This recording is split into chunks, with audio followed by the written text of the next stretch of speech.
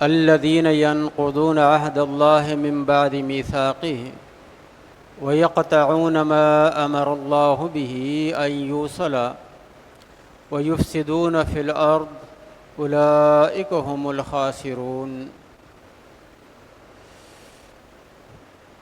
یہ پچھلی آیت کا تسلسل ہے۔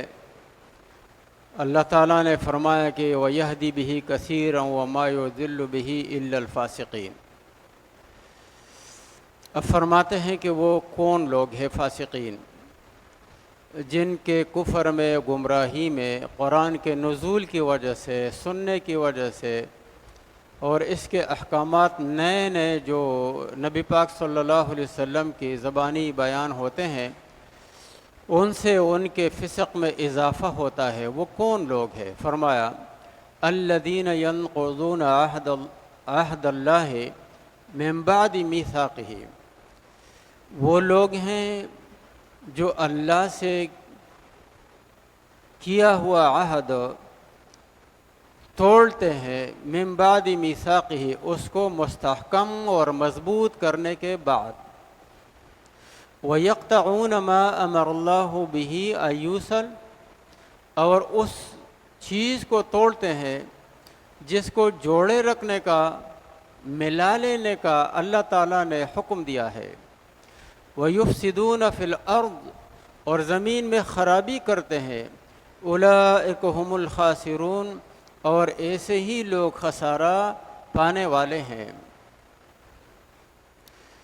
نقض کھولنے کو کہتے ہیں، رسی جیسے رسی کھولتے ہیں، ایک مرکب چیز ہو، اس کی تحلیل کو نقض کہتے ہیں۔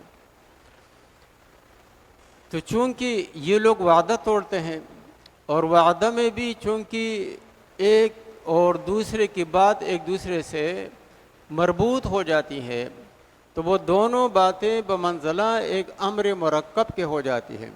اور وعدہ توڑنے کا مطلب یہ ہے کہ اس گویا کہ وہ عہد وہ ٹوٹ گیا، انہوں نے توڑ دیا۔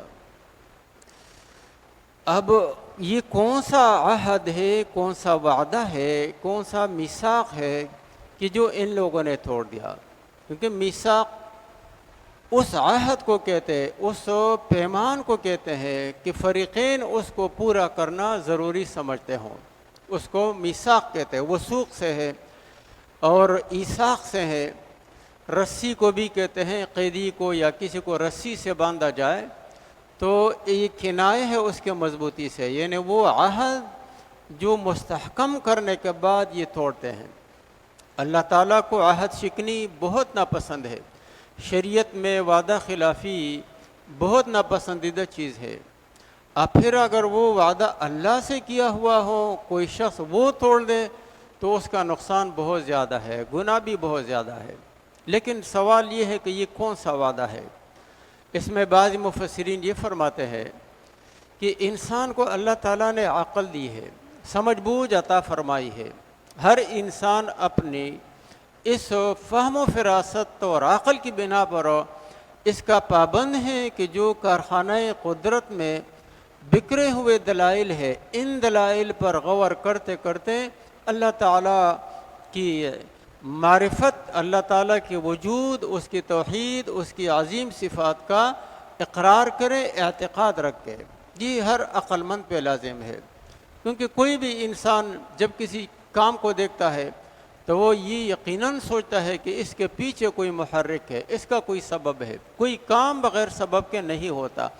تو اتنا بڑا کارخانہ، یہ سورج روزانہ طلوع ہوتا ہے، غروب ہوتا ہے، موسموں کا آنا جانا، دن رات کا عدلنا بدلنا، کوئی تو ہے جو کر رہا ہے، خود بخود ایسا یہ ممکن نہیں ہے۔ عقلی طور پہ ہر انسان اس پہ غور کرنے کا پابند ہے اور نتیجہ اخذ کرنے کا بھی پابند ہے۔ دوسرا قول یہ ہے کہ یہ اہل کتاب کے بارے میں ہے۔ اللہ تعالیٰ نے اہل کتاب سے عہد لیا تھا کہ نبی آخر الزمان صلی اللہ علیہ وسلم جب مبعوث ہوں گے تو تم لوگوں پہ لازم ہے کہ ان کے جتنے بھی اوصاف ہیں وہ لوگوں کو بتائیں گے، چھپائیں گے نہیں۔ ان لوگوں نے وہ اوصاف چھپا لیے، اور جو نشانیاں اللہ تعالیٰ نے بیان کی تھی تورات اور انجیل میں، زبور میں، وہ نشانیاں انہوں نے مٹا دی۔ حالانکہ اللہ تعالیٰ فرماتے ہیں یعرفونہ کما یعرفون ابناءہم، یہ نبی علیہ السلام کو ایسے ہی جانتے پہچانتے ہیں کہ یہ نبی ہے جیسے اپنے بچوں کو، بیٹوں کو جانتے ہیں۔ ہر آدمی اپنے بیٹے کو دور سے دیکھ کے تو پہچان لیتا ہے کہ وہ میرا بیٹا ہے، ایسے ہی یہ نبی صلی اللہ علیہ وسلم کو دور سے بھی دیکھ کر کے جانتے ہیں اچھی طریقے سے، لیکن عناد ان کے اوپر غالب آ گیا ہے۔ اور تیسرا قول یہ ہے کہ یہ اس سے مراد اللہ تعالیٰ کے احکام ہے۔ اللہ نے تورات میں بھی احکام دیے ہیں، انجیل میں بھی دیے ہیں، زبور میں بھی دیے ہیں، اور قرآن میں بھی دیے ہیں۔ وہ کیا ہیں کہ جس کے جوڑے رکھنے کا اللہ تبارک و تعالیٰ نے حکم دیا ہے۔ تو فرماتے کہ اس حدیث میں، اس آیت میں دو ٹکڑے ہیں۔ ایک ٹکڑا ہے جس میں اللہ سے کیے ہوئے عہد کو توڑتے ہیں، اور دوسرا ٹکڑا ہے وَيَقْطَعُونَ مَا أَمَرَ اللَّهُ بِهِ أَن يُوصَلَ۔ تو پہلے ٹکڑے میں حقوق اللہ کا بیان ہے، اللہ تبارک و تعالیٰ کے جو حقوق ہیں، اور ہر انسان پر یہ لازم ہے کہ وہ ان احکام کو مانے۔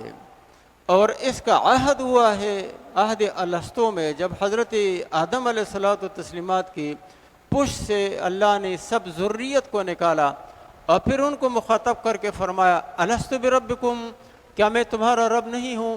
تو سب نے عہد کیا کہ ہاں تو ہمارا رب ہے۔ اور ربوبیت کا مطلب یہ ہے کہ اللہ تبارک و تعالیٰ کو مانیں گے، اس کے احکامات کو مانیں گے، قبول کریں گے، عمل کریں گے۔ اب یہ اس عہد کو توڑتے ہیں، تو جو اللہ کے احکام ہیں ان کو بھی پورا نہیں کرتے ہیں، اور جو اللہ نے جوڑے رکھنے کا جو حکم دیا ہے وہ کیا ہے؟ آپس کے تعلقات ہو، انسانوں کے ساتھ باہمی ربط ہو، خاص کر کے صلہ رحمی، قرابت داری، رشتہ داری، اس کو وصل کا، اس کو جوڑے رکھنے کا حکم ہے۔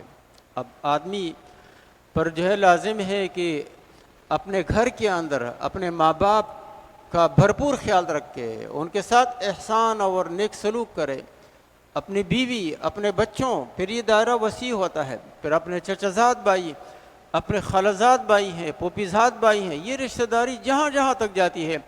تو حسب مراتب جن جن سے تعلق ہے، پھر دوستانہ تعلقات الگ ہیں، پڑوس کے تعلقات الگ ہیں، پھر محلے کے تعلقات الگ ہیں، پھر شہر کے تعلقات الگ ہیں، ملک کے تعلقات الگ ہیں، مسلمان کے حصے سے تعلقات الگ ہے۔ تو یہ جو حقوق ہے درجہ بدرجہ اس کو جوڑے رکھنے کا اللہ تعالیٰ نے حکم دیا ہے۔ یہ لوگ ان حقوق کا خیال نہیں رکھتے ہیں، نہ حقوق اللہ کا نہ حقوق العباد کا۔ آج کل یہ مسئلہ ہے کہ بعض لوگ تو حقوق اللہ پہ بہت زور دیتے ہیں، حقوق العباد کو بالکل پامال کرتے ہیں، پرواہ نہیں کرتے ہیں، اور بعض بالکل اس کے برعکس ہو، حقوق العباد پہ لگ جاتے ہیں، حقوق اللہ کو نظر انداز کرتے ہیں۔ حالانکہ بیلنس کو بالکل برابر رکھنا ضروری ہے۔ اب اللہ کا بھی حق ادا کرے اور لوگوں کا بھی جو حق ہے، جس پر جس کا جو حق ہے، سائل کا حق ہے، یتیم کا حق ہے، بیوہ کا حق ہے، مسافر کا حق ہے، یہ جتنے بھی لوگ ہیں جو بھی حقوق ہیں، مالیہ حقوق ہیں، اور کچھ نہیں تو حدیث شریف میں آتا ہے وہ جو مسکراہٹ ہے، خندہ پیشانی جو ہے نا، وہ بھی ایک صدقہ ہے، وہ بھی ایک حق ہے کہ ایک مسلمان دوسرے مسلمان بھائی سے ملے، سلام کرے اور اس کا جواب دے۔ یہ چیزیں ہیں، ان پہ کوئی پیسے بھی خرچ نہیں ہوتے ہیں، آپس میں برادرانہ تعلقات اور اچھے خوشگوار تعلقات رکھیں۔ تو اس کا اللہ تبارک و تعالیٰ نے حکم دیا ہے، لیکن یہ توڑتے ہیں۔ وَيُفْسِدُونَ فِي الْأَرْضِ، زمین میں خرابی کرتے ہیں۔ أُولَٰئِكَ هُمُ الْخَاسِرُونَ، جب یہ لوگ نہ حقوق اللہ کا خیال رکھتے ہیں، نہ اللہ کے ساتھ کیا ہوا عہد وہ وفا کرتے ہیں، اور نہ لوگوں کا خیال رکھتے ہیں، فساد کرتے ہیں زمین میں، تو یہ لوگ خسارہ میں مبتلا ہے۔ دنیا میں ان کو خسارے کا اندازہ نہ ہو جائے، لیکن آخرت میں ضرور ہوگا۔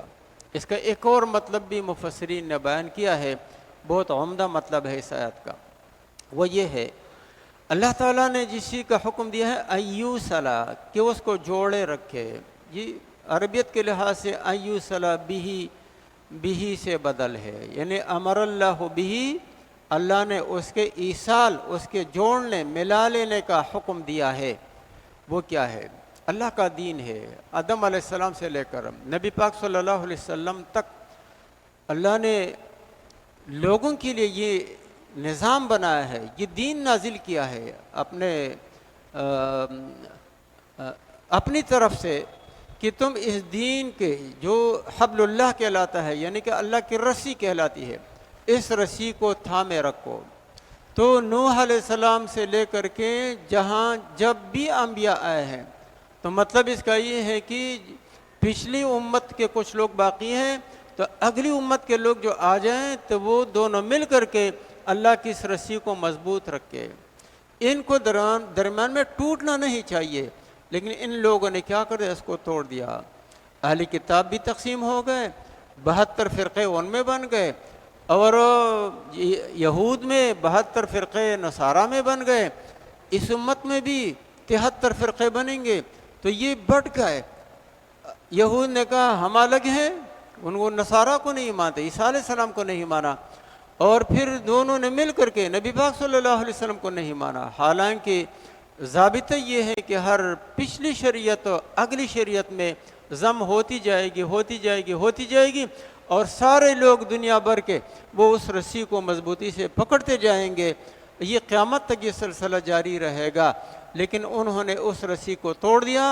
یہود نے اپنی رسی الگ کر دی، نصارہ نے اپنی الگ کر دی، اور اللہ نے فرمایا اس دین کے بارے میں الیوم اکملت لکم دینکم، یہ آج ساری انسانیت کا دین ہے۔ یہ قرآن یہ محبت نامہ ہے، سارے لوگوں کے لیے پن نامہ ہے۔ بار بار اللہ تبارک و تعالیٰ سمجھا رہے ہیں کہ تم لوگوں اس پہ عمل کرو، اس پہ عمل کرو۔ یہ سراسر ایک دین ہے، یہ آدم علیہ السلام سے، نوح علیہ السلام سے شروع ہوا ہے، اور یہ اس پر آ کر کے مکمل ہو گیا۔ یہ پورا دین یہ اللہ تعالیٰ کی رسی ہے۔ اس رسی کو مل کر کے کافتاً مل کر کے تھامنا جو ہے وہ مقصود ہے، اللہ کا حکم ہے، لیکن یہ لوگ اس کو توڑتے ہیں، فساد پھیلاتے ہیں، تو اسی لیے فرمایا کہ یہ خسارہ میں مبتلا ہے۔ وآخر دعوانا الحمدللہ رب العالمین۔